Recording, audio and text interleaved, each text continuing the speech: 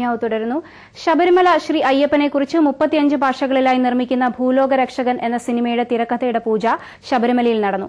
വിവേക് ഒബ്രോയി, കർണാടക മുഖ്യമന്ത്രി യെദ്യൂരപ്പ എന്നിവരുൾപ്പെടെ ഹോളിവുഡിലെയും ബോളിവുഡിലെയും പ്രമുഖർ സിനിമയിൽ അഭിനയിക്കുന്നുണ്ട്.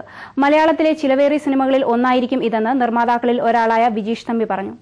ശ്രീ അയ്യപ്പന്റെയും വാവരസ്വാമിയുടെയും കഥയെ ആസ്പദമാക്കി മതസൌഹാർദ്ദത്തിന്റെ മാനവികതയെ ലോകത്തിനു മുന്നിൽ അവതരിപ്പിക്കുകയാണ് ഭൂലോക രക്ഷകൻ എന്ന സിനിമയിലൂടെ വിജീഷ് തമ്പി.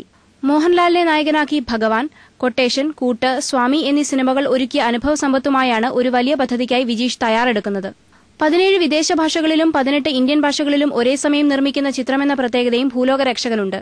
ശബരിമല തന്ത്രി കണ്ഠരര് രാജീവരുടെ മകൻ ബ്രഹ്മദത്തൻ മുഖ്യവേഷത്തിലെത്തുന്ന ചിത്രത്തിലൂടെ പ്രശസ്ത ഡ്രമ്മിസ്റ്റ് ശിവമണി ആദ്യമായി സംഗീത സംവിധായകനുമാകുന്നു. 50-ലധികം ഗാനരചയിതാക്കൾ തയ്യാറാക്കിയ ഗാനങ്ങൾ ആലപിച്ചിരിക്കുന്നത് 200-ലധികം ഗായകർ ചേർന്നാണ്.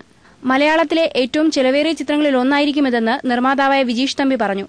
സ്വാമി എന്ന സിനിമ ഈ മാസം 17-ാം തീയതി റിലീസാവാൻ പോവുകയാണ്.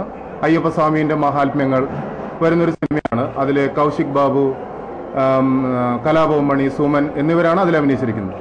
കൂടാതെ ഞാനിപ്പോൾ ഒരു സിനിമ തുടങ്ങാൻ പോവുകയാണ്, ഷൂട്ടിംഗ് തുടങ്ങാൻ പോവുകയാണ്. ഭൂലോകരക്ഷകൻ എന്നാണ് ആ സിനിമയുടെ പേര് മലയാളത്തിൽ. തമിഴിൽ ഉലകരക്ഷകൻ എന്നും ഇംഗ്ലീഷിൽ യൂണിവേഴ്സൽ പ്രൊട്ടക്ടർ എന്നുമാണ് ആ സിനിമയുടെ പേര്. ഈ സിനിമ ലോകത്തിലാദ്യമായി 35 ഭാഷകളിലാണ് ഈ സിനിമ നമ്മൾ ചെയ്യുന്നത്.